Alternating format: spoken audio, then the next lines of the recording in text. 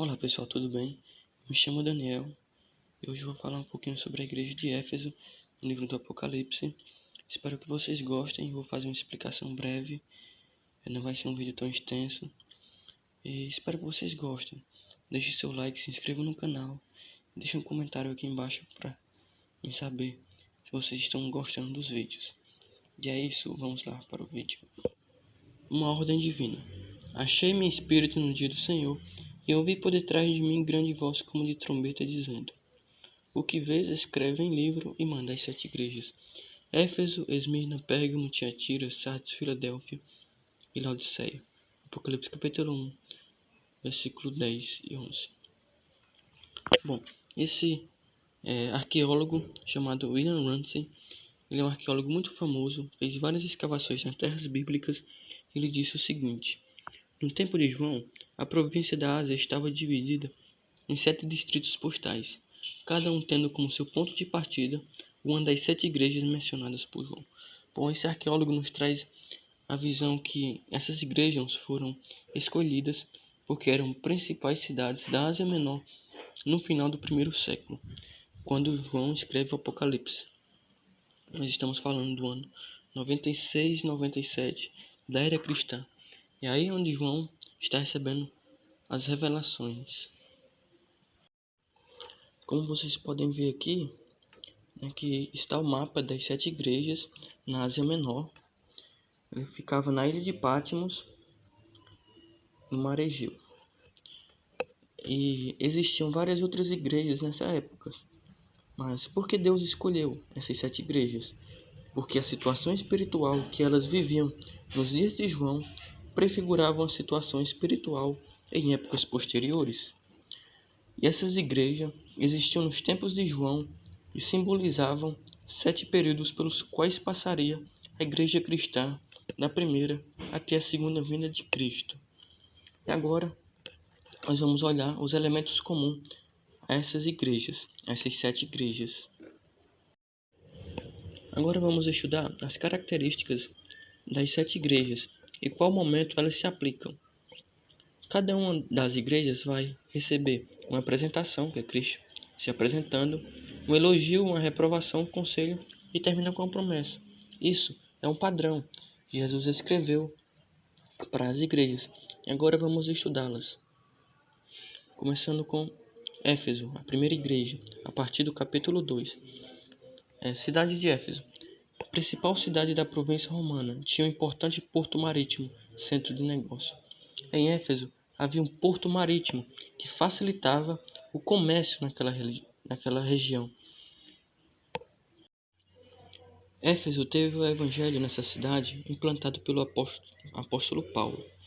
E quando lemos Atos capítulo 18, Paulo deixou nessa cidade um casal chamado Áquila e Priscila, depois Apolo. Eles eram amigos de Paulo. Eles formaram o núcleo da igreja de Éfeso por volta do ano 52. E aí que começou a igreja cristã em Éfeso. A igreja de Éfeso representa do ano 31 ao ano 100. No ano 31 foi a morte de Jesus Cristo e no ano 100 foi a morte aproximada do apóstolo João, o último dos apóstolos. A igreja de Éfeso representa o período da igreja cristã primitiva ou apostólica, porque ainda viviam os apóstolos. Era uma igreja caracterizada por sua pureza. Porque veja, quem eram os líderes dessa igreja? Pedro, Paulo, Tiago, João. Era uma igreja poderosa. E a palavra Éfeso quer dizer desejável, porque nessa época viviam os grandes nomes do cristianismo.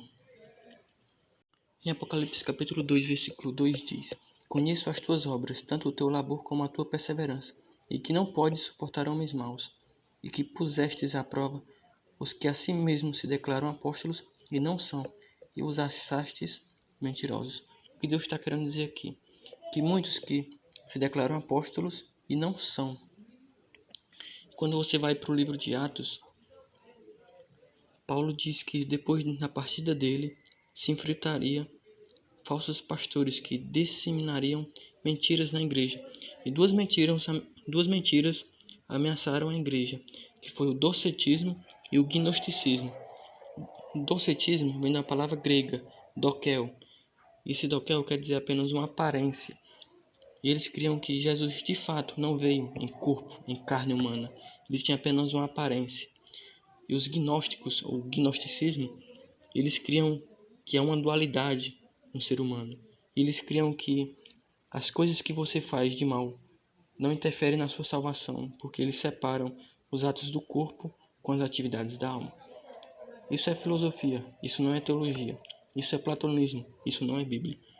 Quando você vai para o livro de Atos, tem uma história que é até meio cômica, de falsos apóstolos, que eles tentaram expulsar demônio, e esses demônios disseram: Jesus nós conhecemos, Paulo nós também sabemos quem é, e vocês quem são?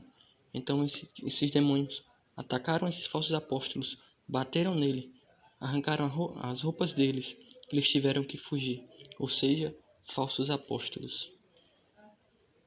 No versículo 3 é dito: E tens perseverança, e suportastes provas por causa do meu nome. Quantas provas o cristão não sofria naquela época? Vamos falar de Pedro e Paulo, ambos mortos em Roma. Pedro crucificado de cabeça para baixo, Paulo decapitado, ambos mortos em Roma, no ano 67, por ordem do imperador Nero. No ano 70, foi invadido e destruído Jerusalém por Tito, um dos generais de Roma. E aí se cumpriu a palavra de Jesus, que não ficaria pedra sobre pedra. No ano 80, foi construído ou terminado o Coliseu Romano. E 5.000 cristãos foram mortos aí, nos meses de inauguração. Para você ver quantas provas o cristão passou nessa época. Mas ainda tinha esperança para essa igreja. No versículo 4 é dito: Você abandonou o primeiro amor. Volta a esse amor. Qual amor? O amor dos apóstolos, a dedicação, o zelo genuíno.